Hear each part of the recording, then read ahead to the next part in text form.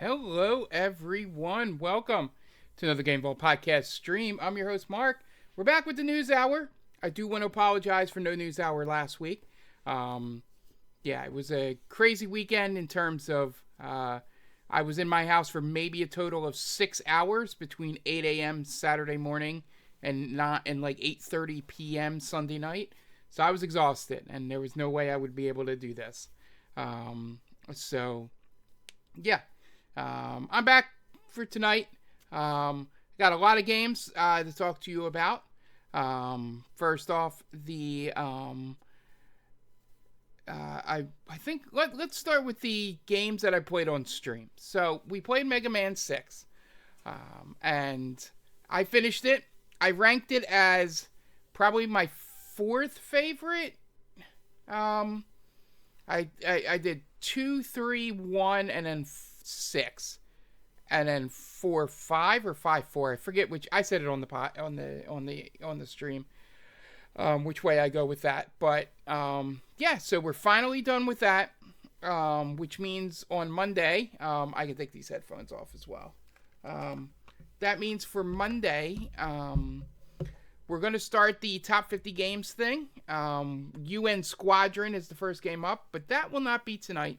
Tonight, I'm going to take advantage of our Podcast Prime game of the month, being A Link to the Past, Legend of Zelda.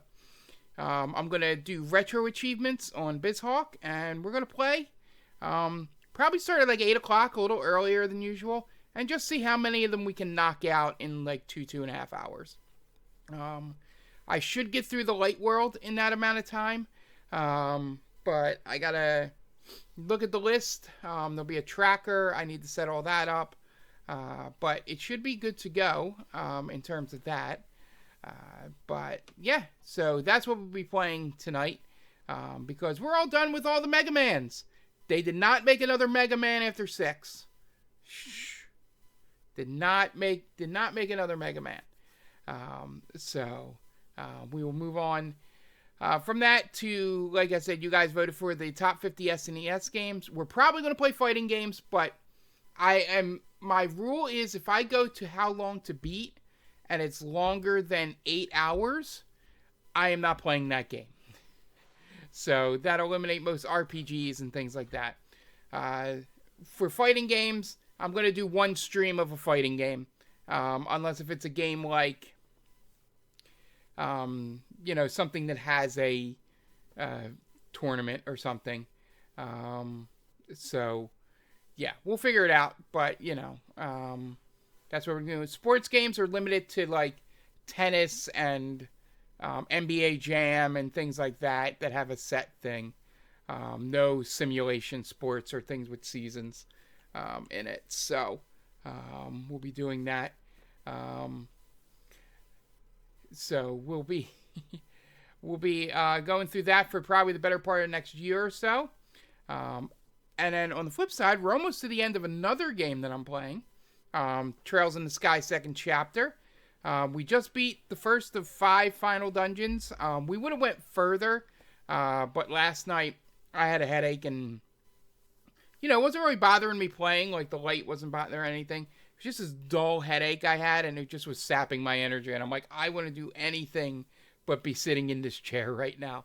I just want to be laying down. So I promised everyone I would get through one dungeon, and we did one dungeon, one boss. Earthwall is still broken. And I finally figured out the party setup system. So I've clustered my people in the very beginning, and then we hit Earthwall in the beginning, and then they spread out from there. So hopefully that'll lead us through the rest of the game. And I figured out how to kill one of those shining palms.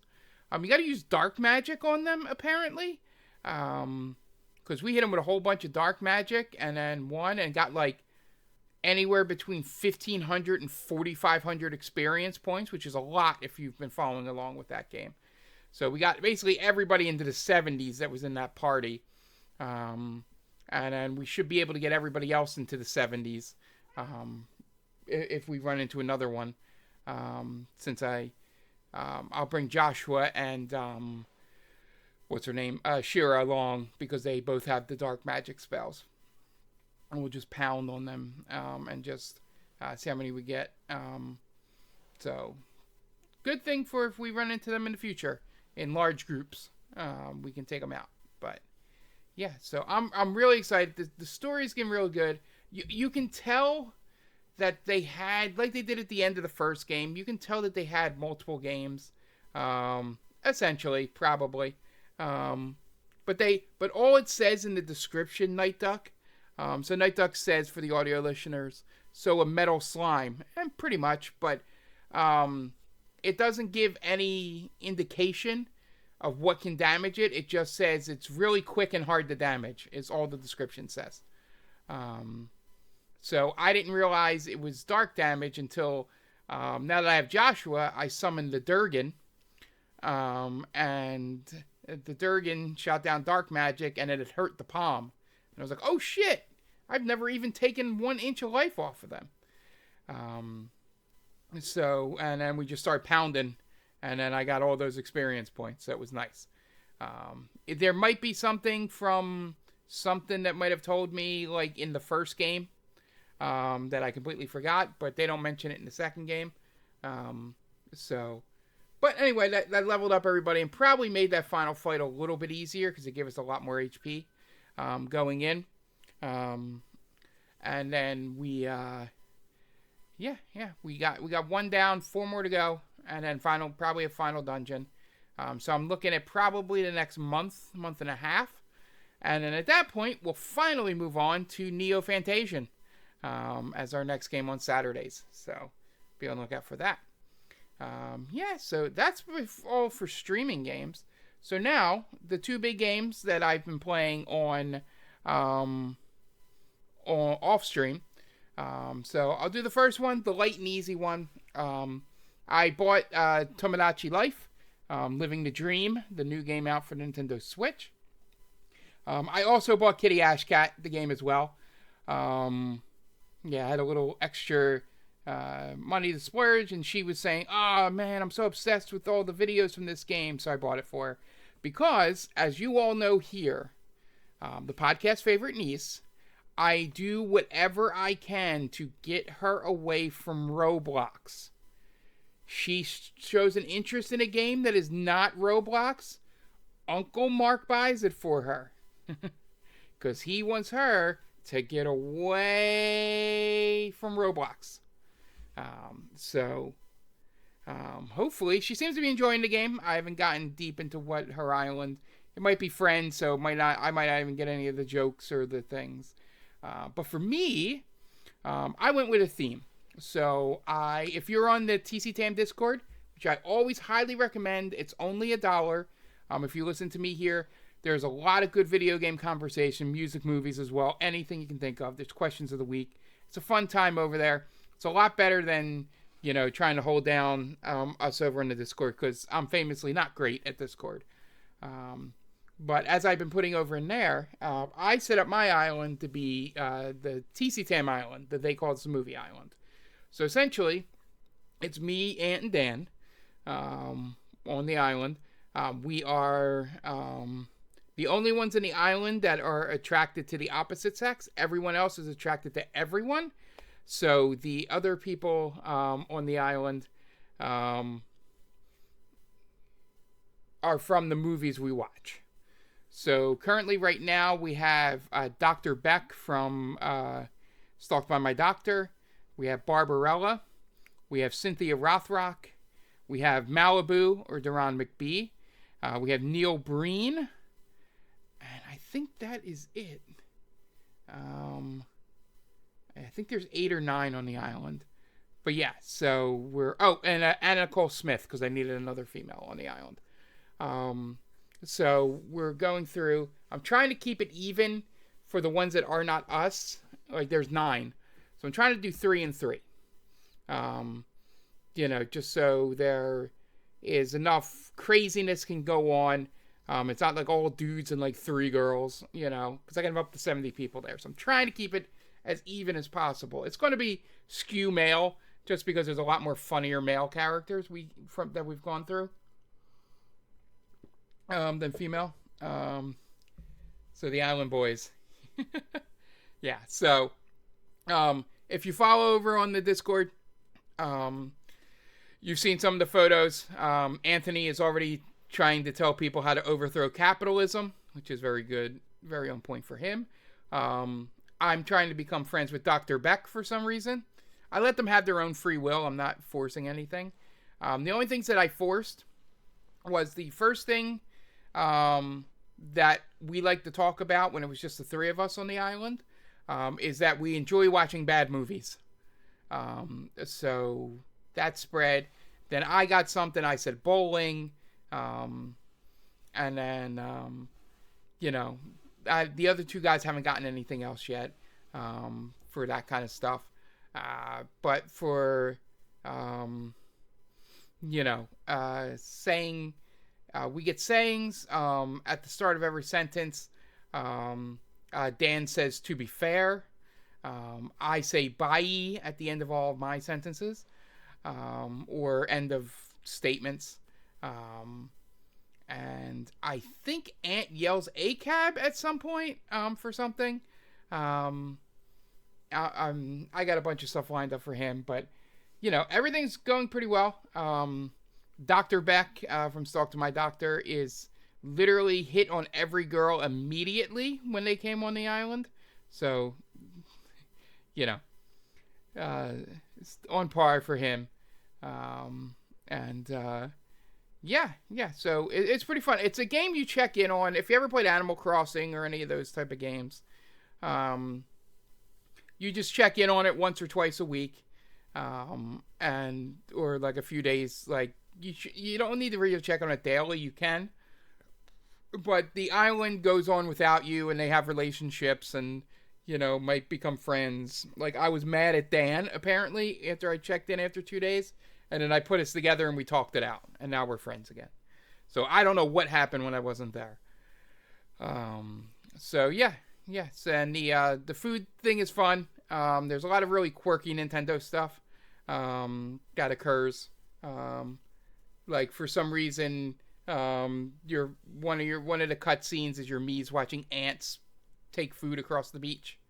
And it's just crazy. I haven't gotten into some of the other crazy stuff that I've seen, but I am taking photos and videos of everything and going to put them over on the Discord to help you guys follow along.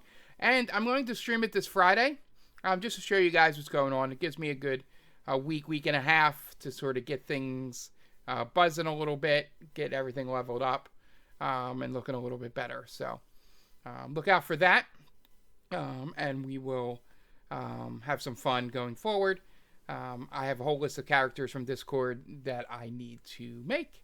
And now I can make them. I don't have to wait. There's no arbitrary. The first 6 characters you have to wait. Like they make you do it in a cadence. So now I'm free to make up to 70 as quickly as I want to. So that should be fun.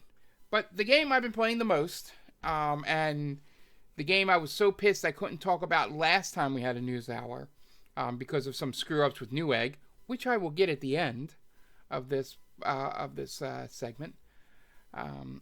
I've been playing Pragmata.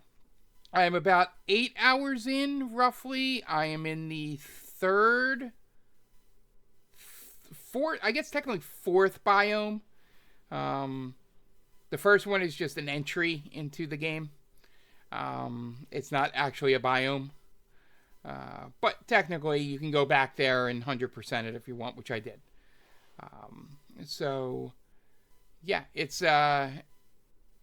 I love the combat in that game with the hacking with Diana on your back, the little girl robot, and the shooting. The only thing is I'm not quick-fingered enough. I get so zoned in to the hacking that I forget to dodge sometimes.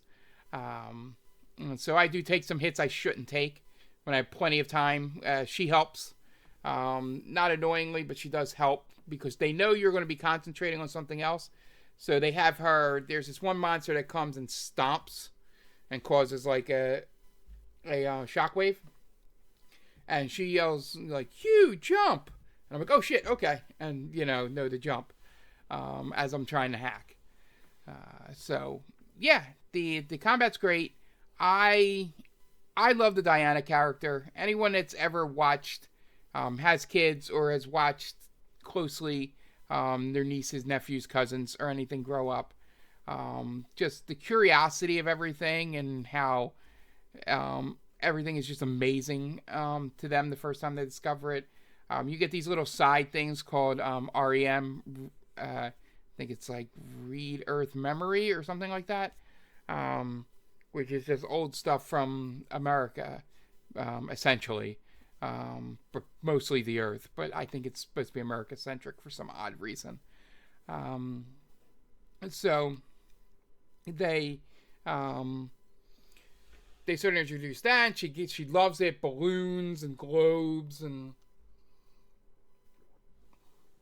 and then you're teaching her things like high-fiving and so really it's more of a positive dad game than like Joel from The Last of Us or stuff like that.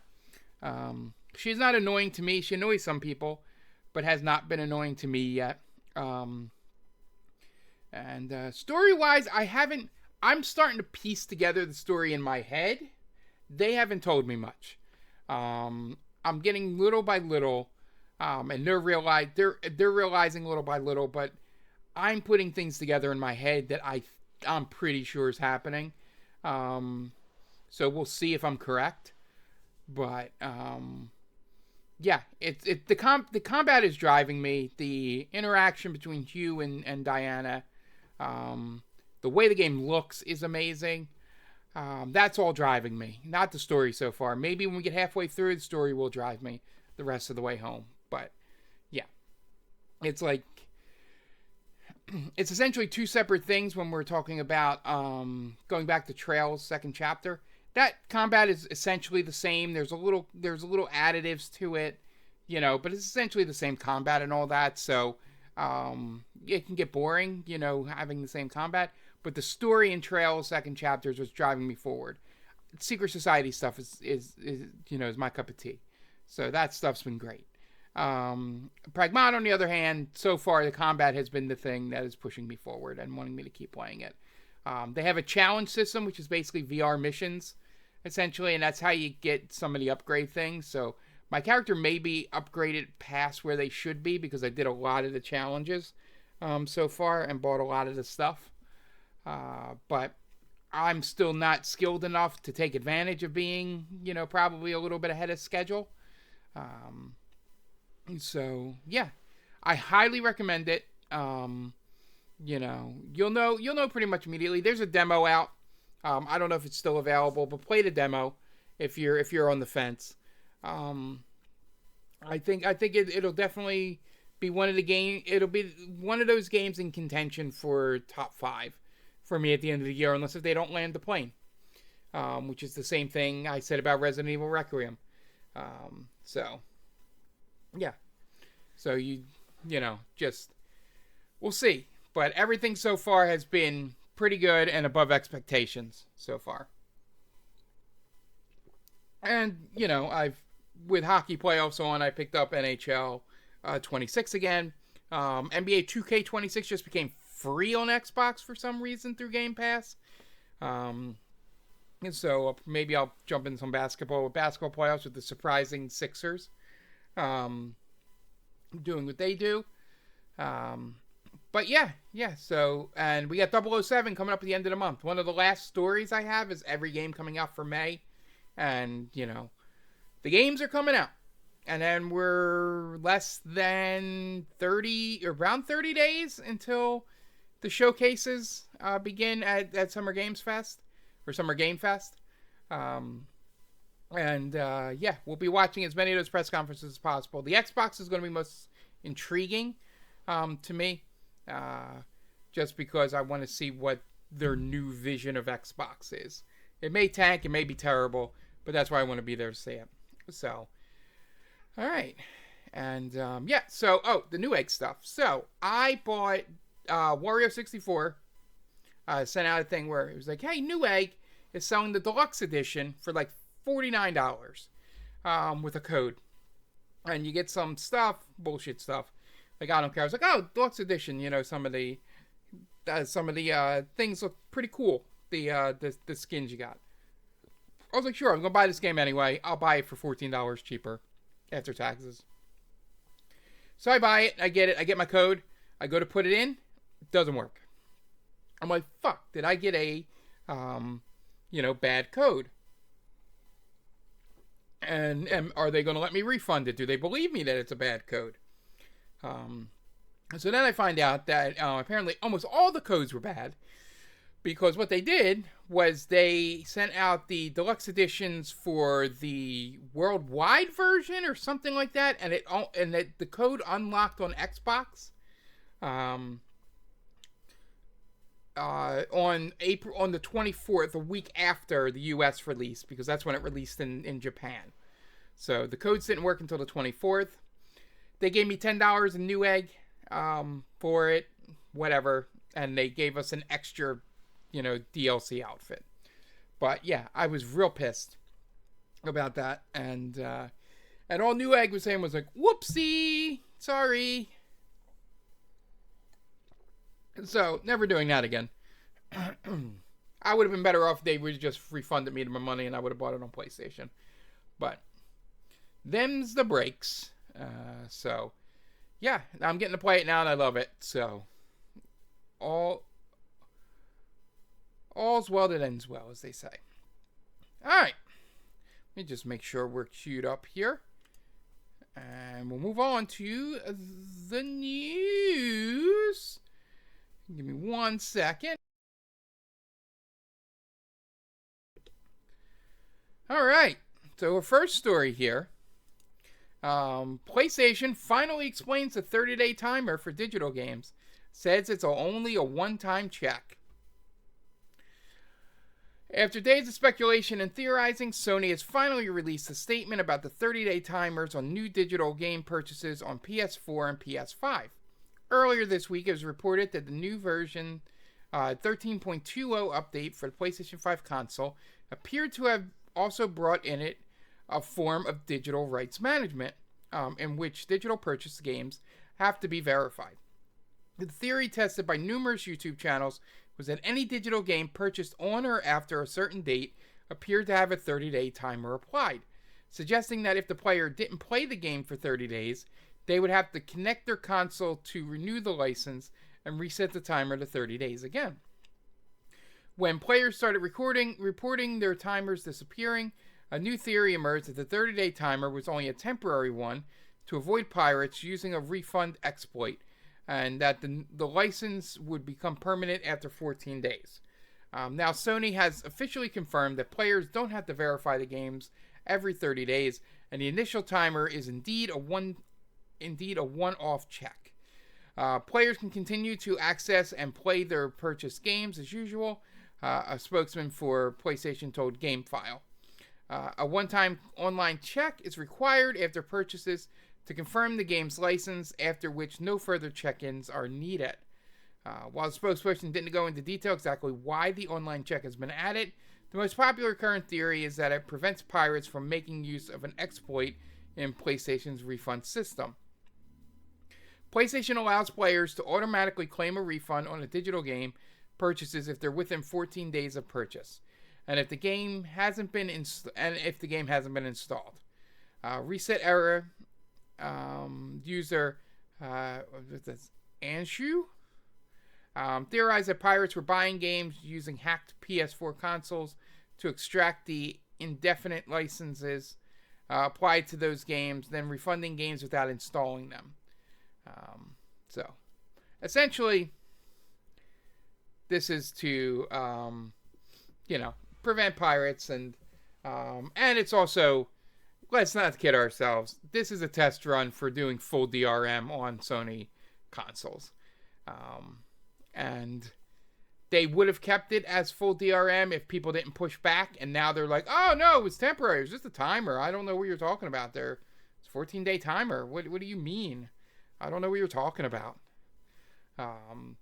So we'll see where this goes. It's something to keep an eye on to see if they do this in the future with games. So, yeah, everybody was curious about this at the beginning of the week. So I'm glad that Sony at least came through and put out a statement before the rumor mill went more on fire than it already was. All right, next up, speaking of game consoles, Xbox confirms it's reevaluating exclusivity as it shares future mission statement. Microsoft's new gaming CEO, Asher Sharma, has shared a mission statement for the future of Xbox and confirmed that platform holder is reevaluating game exclusivity and AI.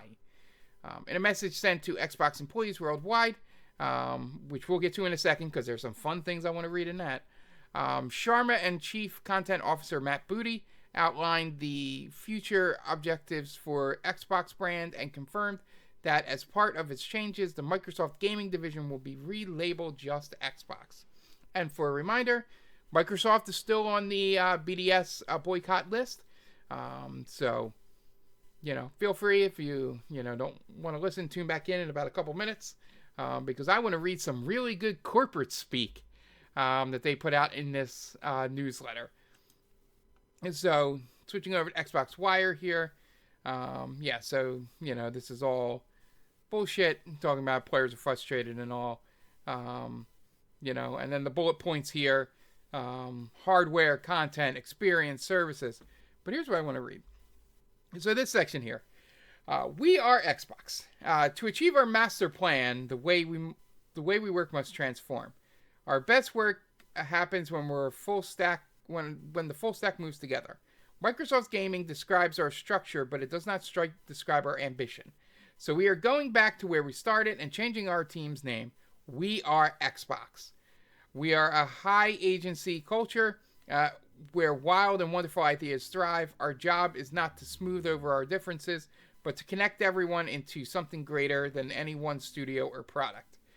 We have to be honest about where we are. We're a challenger, and meeting this moment will require pace, energy, and a level of self-critique that should feel uncomfortable. At our best, and here's my favorite part, nothing, at least half of these mean nothing and just sound good in words. Pick the ones out that you like the best. 1, earn every player. 2, protect our art. 3, stay rebellious. 4, progress over perfection. 5, signal over ceremony. 6, core before more. 7, outwork the problem. 8, speed is learning. 9, makers over managers. And 10, clarity is kindness.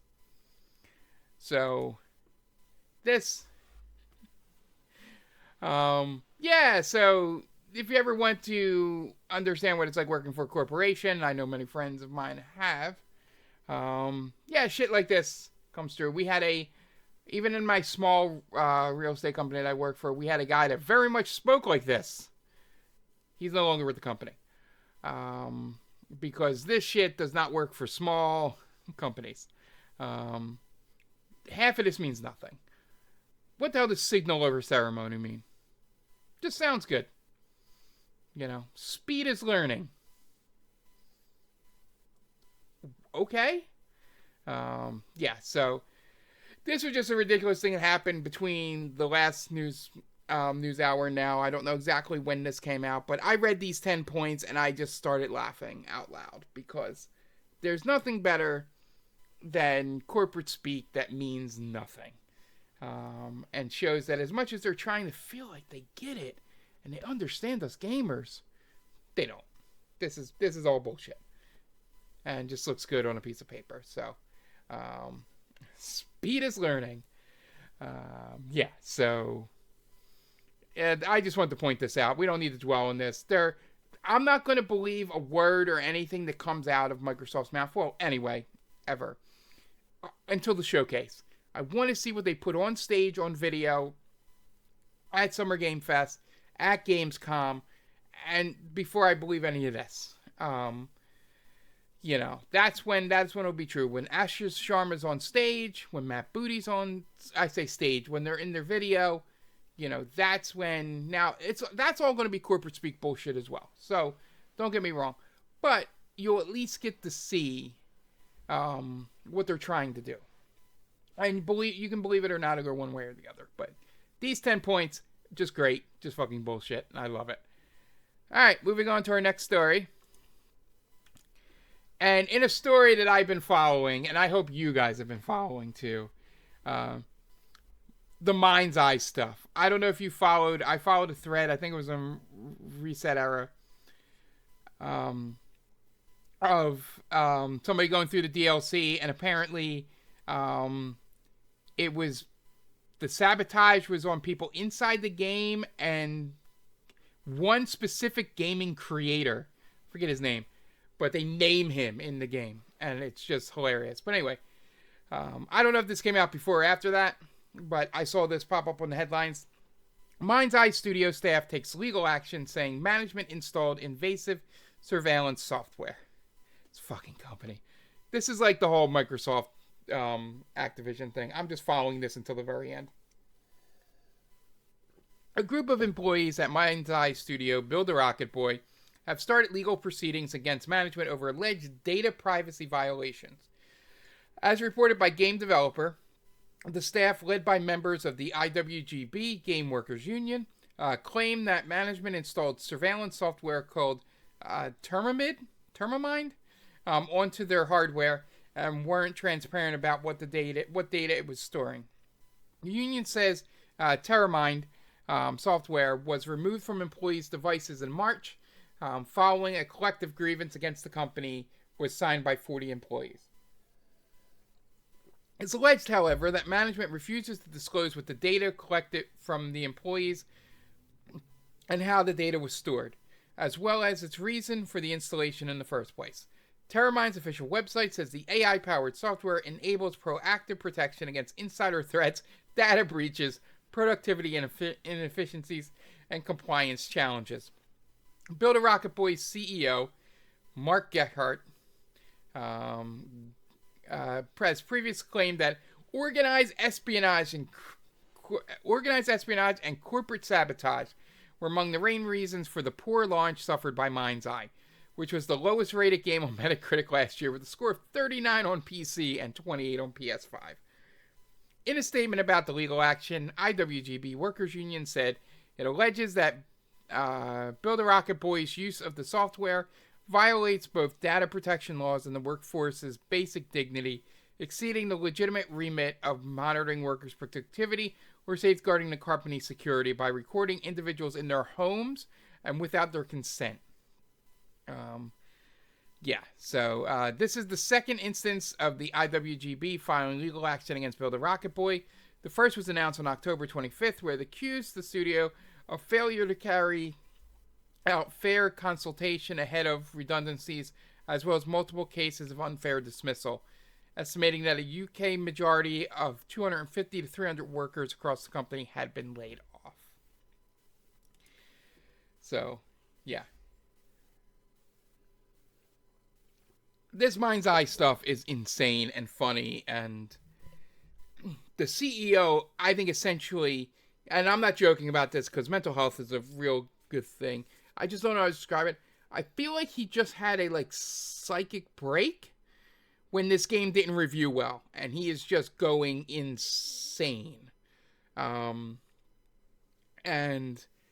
all this shit is leading to him being very paranoid, and all this, it's just crazy. I just want to see where this ends up eventually here. But yeah, never going to play Mind's Eye unless it comes free to one of the services I stream, or one of the services I pay for. I'm not directly going to put money in Build a Rocket Boy's pocket. But yeah, this is insane. But a fun story to keep up with as well. All right, moving on. Speaking of Pragmata, as I praised the game earlier, we've got another IP.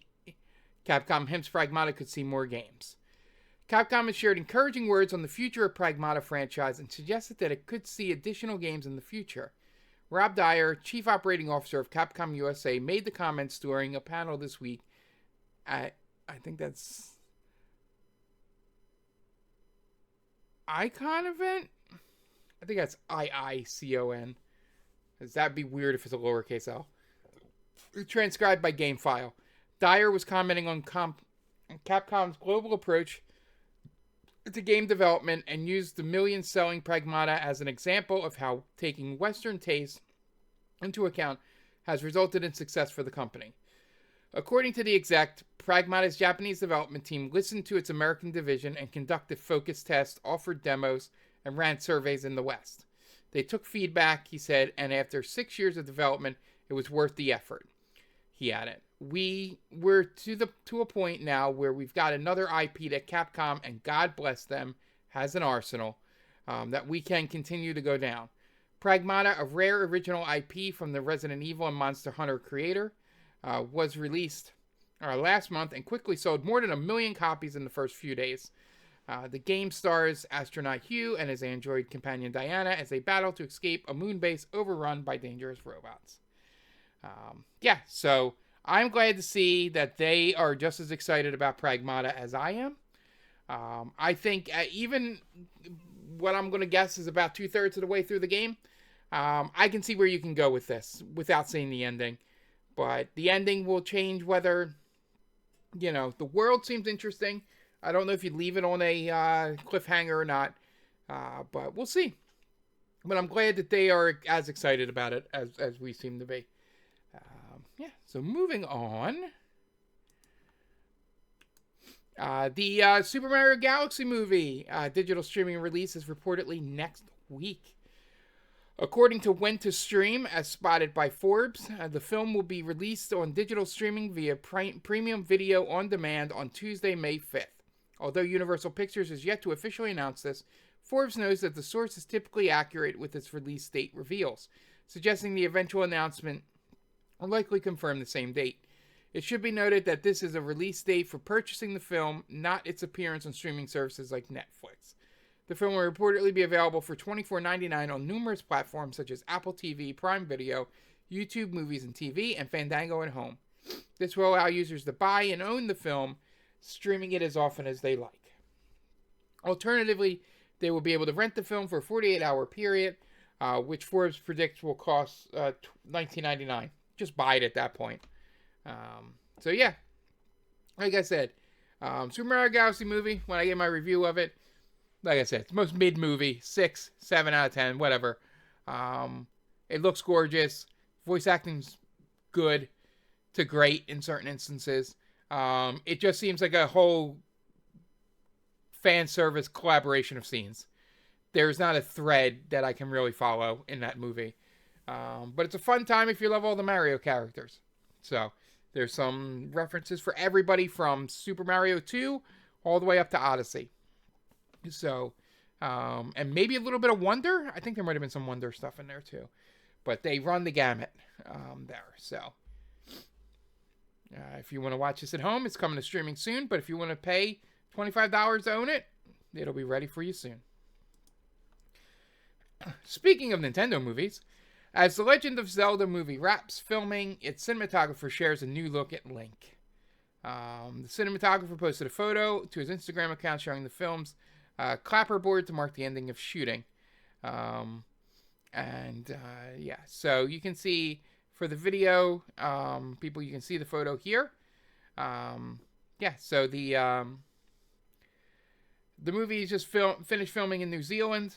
I don't want to click this because it'll take me to exit. I don't want to go to the Everything app. It looks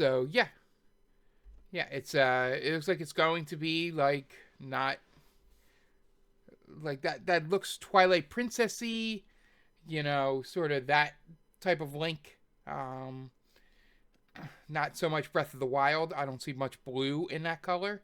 It looks very green. So so we'll see. It's getting closer and closer. It's set to be released in about a year on May 7th, 2027. All right, moving on. This was just a weird story I saw here. A 6-game collection of retro Rugrats titles is coming next month. I didn't know there were 6 Rugrats games. That's on me. So just in case if you're interested in this, and we're in the right generation to be, Rugrats Retro Rewind Collection is being released on PS5 and Nintendo Switch by limited run, with the digital release coming on May 15th. Pre-orders are also being taken for physical edition, with the pre-orders period running from May 1st to May 31st. The compilation contains the following 6 titles, 2 of which have multiple versions for a total of 8 games. Rugrats Search for Reptar from PS1, the Rugrats Movie for Game Boy, the Rugrats Movie for Game Boy Color, Rugrats Time Travelers for Game Boy Color, Rugrats Studio Tour for PS1, Rugrats in Paris the Movie for PS1, Rugrats in Paris the Movie for Game Boy Color, and Rugrats Castle Capers for Game Boy Advance. I would have thought they were a bit older than PS1, some of these games. According to Limited Run, each game will have a number of options typical in emulated collections, such as screen filters, save states, and a rewind feature, as well as a music player. The Deluxe Edition contains a copy of the Standard Edition, as well as a PS1-style CD case, which can hold either the Switch cartridge or the PS5 disc, a CD track, and a Reptar puzzle piece keychain, and a sticker set. So yeah, I could have swore that Rugrats had a game on Super Nintendo. I didn't know PS1 would have been their first one. But yeah, so if you guys love Rugrats, this was a weird thing I saw pop up on here for Limited Run to do. So those are out if you guys want to pre-order now. Next up, Lego reveals Sega Genesis Mega Drive console, bringing 479 bricks of retro charm this summer. The Lego set pays homage to the 90s console, which is known as the Mega Drive in Europe. According to Lego, the model will allow builders to customize their creation into either the Genesis or the Mega Drive version, complete with detachable controllers and decorative stickers. The Lego Sega Genesis console will be available from June 1st, priced at, only $39.99. Interesting. The Genesis set is the latest in collaboration between the two companies, which has already seen various Sonic logo collections. Previously, Lego has also released a Lego NES console and is rumored to be planning a Lego PlayStation. So here's some photos of it for those of you watching the video version. This is pretty cool. That there's a little Sonic Easter egg underneath there. So yeah, you can either have the Mega Drive version or the Genesis version, depending on where you played the games. Yeah, these are interesting. I'm glad there's only $40. That's kind of interesting. It puts it more in my wheelhouse than other things. I think the Game Boy may also be like that. I might look into that too. But yeah, some Christmas presents to think of for your friends who love Sega Genesis. Next up, and our last story, the May game release dates.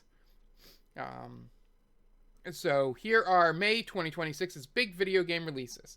On Thursday, Mixtape, which I'm looking forward to. Directive 8020 comes out on Tuesday, May 12th. Subnautica 2 Early Access comes out on Thursday, May 14th. Forza Horizon 6, Tuesday, May 19th. Yoshi and the Mysterious Book is Thursday, May 21st. Lego Batman Legacy of the Dark Knight is Friday, May 22nd. 007 First Light is Wednesday, May 27th. Other big games, I'll just pick out ones here. If you have a Switch 2, Indiana Jones is coming on May 12th. I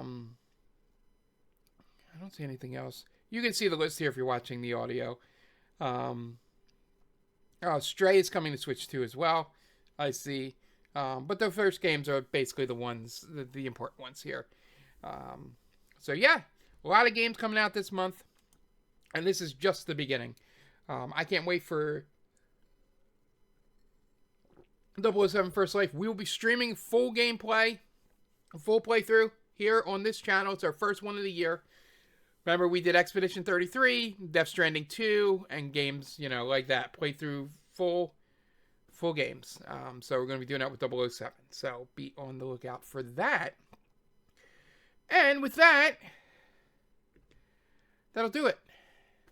Thank you all for being here. Remember, we'll be back tonight with The Legend of Zelda Link to the Past Retro Achievements stream. Probably starting like 8:30, depending on how easily I can set up everything on here. And then on Thursday, we'll have Tom, Final Fantasy X. Friday, I'm going to stream Tomodachi Life to show you TC Tam Island. Saturday, we'll play another dungeon or two of second chapter, Trails in the Sky. Then we'll be back here with the News Hour next Sunday for Mother's Day edition of the News Hour. So be sure to say hi to your mothers for me, and then come and watch us on here. So, once again, thank you all for joining me, and we'll see you next time. Bye!